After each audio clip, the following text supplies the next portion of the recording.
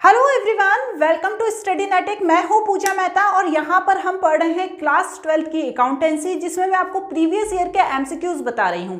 मतलब अभी तक ये जो एमसीक्यूज हैं वो पूछे जा चुके हैं। आपको सिर्फ इनको रिवाइज करना है और पैटर्न को समझना है कि किस तरह के एमसीक्यूज पूछे जाते हैं।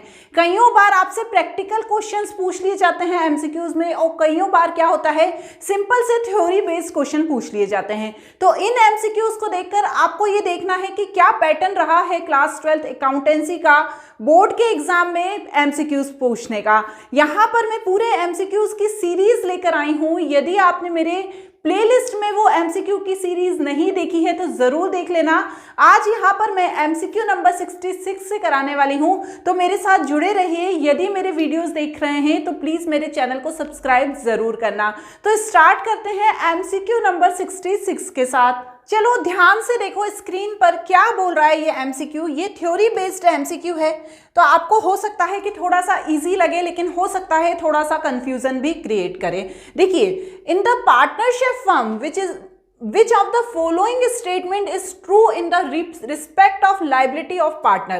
मतलब ये पूछ रहे हैं कि यदि हमारी पार्टनरशिप फर्म है तो ये चार ऑप्शन में से कौन सा स्टेटमेंट, चार जो स्टेटमेंट दिए हैं इनमें से कौन सा स्टेटमेंट जो पार्टनर की लाइबिलिटी है उसके एस्पेक्ट में ट्रू है। तो आपको ये चारों ऑप्शंस को तो पहले पढ़ लेना है।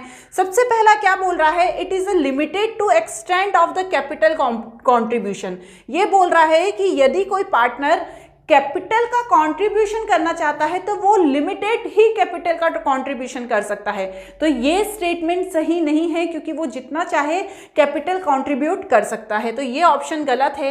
It is limited to extend the debit balance in the capital account if any. तो ये भी बोल रहे हैं कि यदि कोई कैपिटल अकाउंट में डेबिट करना है कोई बैलेंस को तो वो भी लिमिटेड ही है। नहीं, ऐसा नहीं है, ये कितना ही कर सकता है। तो ये भी गलत है। It is unlimited only for the act done by हर और हिम एज अ पार्टनर।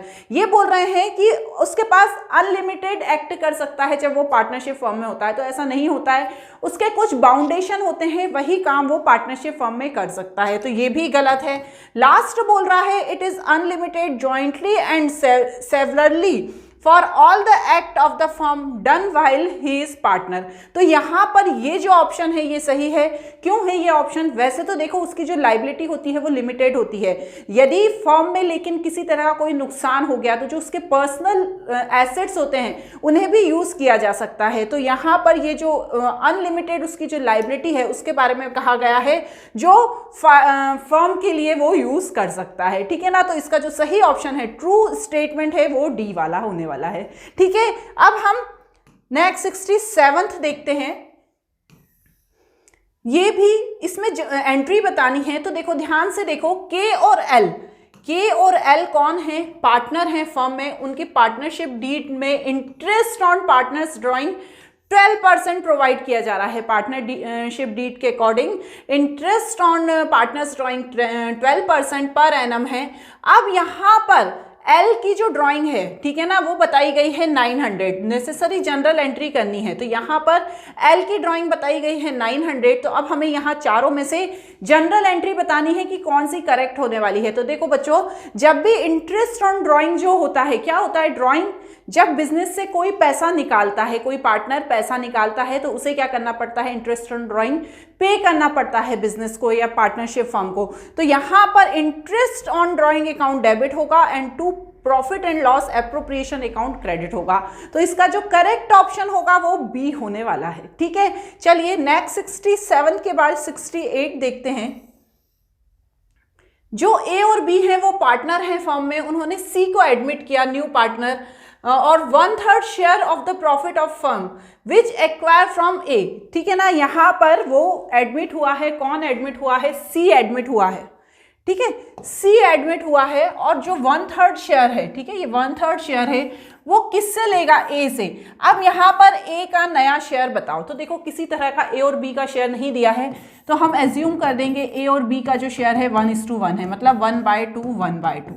ठीक है, मिला कितना उसको? 1/3 शेयर मिल रहा है, सी आ रहा है। तो 1/3 किससे मिल रहा है? उसको ए से मिल रहा है। ए का शेयर कितना है?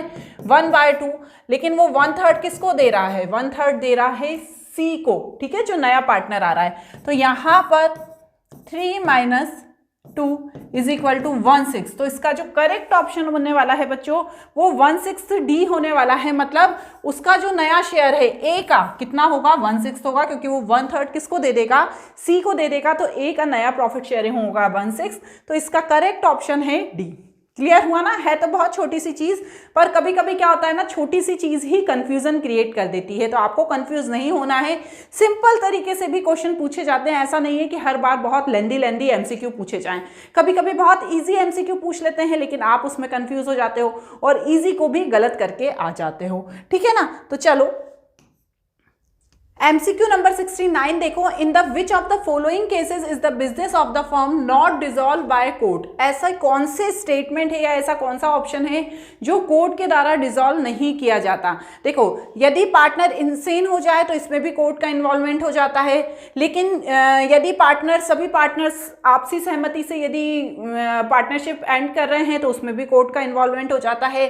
When a partner became permanently incapable of performing his duties as a partner, तो यहां पर भी कोर्ट अपना इंटरफेरेंस दे सकता है। लेकिन जो लास्ट वाला ऑप्शन है D, when a partner is guilty of misconduct which a likely to adverse effect of the business of the firm, तो ऐसी स्थिति में जो कोर्ट होता है वो डिसॉल्व नहीं करता है उस फर्म को, क्योंकि वो मिसकंडक्ट किया है तो हो सकता है वो उसके लिए गिल्टी हो और वो फर्म को कंटिन्यू करना चाहता हो। तो इसका जो सही ऑप्शन होने वाला है वो डी होने वाला है।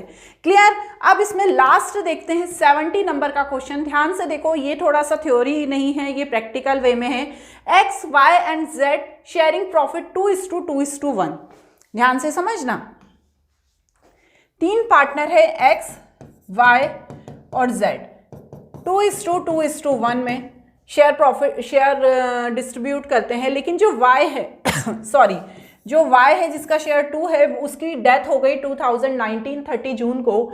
अकाउंट क्लोज ऑन 31 मार्च। अब डेथ हुई है, डेथ तो देखो ऐसी है, किसी का उस पर जो नहीं है वो कभी भी हो जाती है। तो 30 जून को डेथ हो गई। यदि कोई रिटायरमेंट लेता है तो वो हमेशा 1 अप्रैल या 31 मार्च को ही रिटायरमेंट लेता है। यहाँ पर लेकिन डेथ बीच में हो गई। अब जो अकाउंट है वो 31 मार्च को क्लोज होते हैं। जो सेल है वो कितनी है 31 मार्च को? 6 lakh. Sale of year ended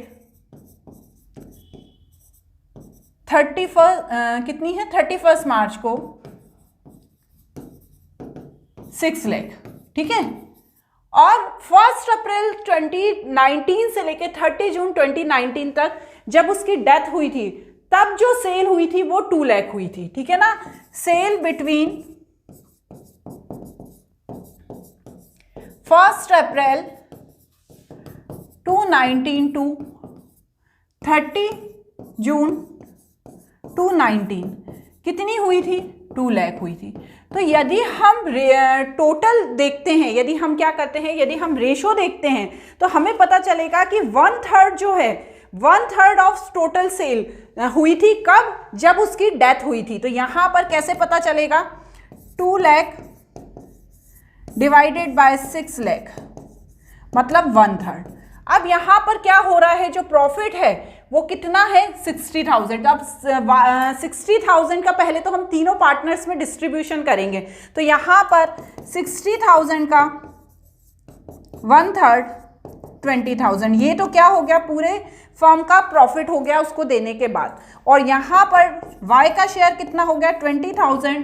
कितना दिया है वाई का शेयर? 2/5।